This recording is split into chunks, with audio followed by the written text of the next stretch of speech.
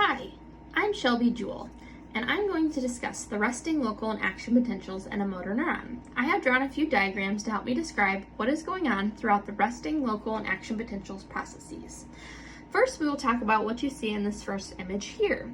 In the orange swirls, as you can see here and here, we can see the phospholipid heads. In the yellow swirls or zigzags, whatever you want to refer to them as, we can see the fatty acid tails. In the center here, we have the sodium-potassium pump.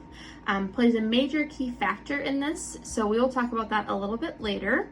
And then up here, we have outside of the membrane, and that has the extracellular fluid, ECF, and also the positively charged sodium.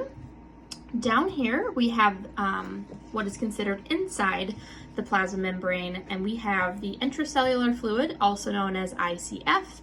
We have the positively charged potassium, and also the little green circles here represent cellular protein that is negatively charged, which we'll come back to more on as to why that is and why they're important. Okay. So the sodium-potassium pump accounts for 70% of the energy requirements of the nervous system. Every signal generated by a neuron slightly upsets the distribution of sodium and potassium, so the pump must work continually to restore equilibrium. So I'm just going to kind of show you what I drew here, which I found in our book, which I found kind of helpful. And so this is the resting membrane potential and kind of a visual. So while the pump, or I should say, while it is considered resting membrane potential, it's not actually resting because it is continually working to restore equilibrium. So next, I will talk about, so overall, the outside of the membrane is positively charged and the inside of the membrane is slightly more negatively charged. So that's kind of important, which we'll talk about again in a little bit. At rest, we are at a negative 70 millivolts, but as stimulus occur, it begins to change the voltage and open up the sodium channel, which we can see here. Allowing for sodium to flow into the membrane. This will cause the cell to be less negative, which will begin the process of depolarization. So I have that shown here, so we can see that here, which leads us to local potentials. Local potentials are graded, decremental, and reversible. Graded, meaning they vary in voltage according to the strength of the stimulus. An example of this would be getting hit in the head by a ball versus giving birth to a baby. Decremental, meaning that they get weaker as they spread from the point of stimulation. The decline in strength occurs partly because as sodium spreads out under the plasma membrane and depolarizes it, potassium flows out and reverses the effect of the sodium inflow, and partly because the sodium leaks back out of the cell through channels along its path. Therefore, the voltage shift caused by sodium diminishes rapidly with distance. And number 3, it's reversible, meaning that if a stimulus ceases before the threshold of negative 55 millivolts is reached, then it goes back to a resting state. So as we can see here, again, this is starting to open up and put in the sodium into the membrane. When that happens, though, that is going to cause the potassium here, which is also positively charged, to want to escape. So it has to go somewhere, so we'll talk about where that will go. But I just want to kind of give you a visual on what depolarization looks like at the beginning. So this is kind of how it starts. All right, and this is kind of what happens when depolarization ends and repolarization begins.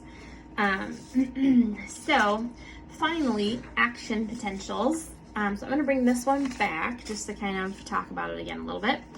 When the local current arrives at the axon hillock, it depolarizes the membrane at that point. This appears as steadily rising local potential. However, if the stimulus is strong enough to bring the voltage up to negative 55 millivolts, then that is the threshold that causes the neuron to fire or produce an action potential. So When that action potential happens, it kind of opens the floodgates, and so that's what we're seeing here, and then it just disperses a big large chunk of the sodium here. And so as we've learned in our class, positively charged ions repel each other, so that will make the potassium, like I said before, want to go somewhere else. So we can see that here. So once the action potential occurs, then there's an overabundance of sodium in the membrane. This flow of excess sodium causes the potassium to want to go somewhere else, like I said. As they flow out, that helps to stop depolarization and start repolarization. Sometimes, however, too many potassium leave the membrane and cause hyperpolarization. So the potassium begins to move out of the membrane while the sodium is moving in.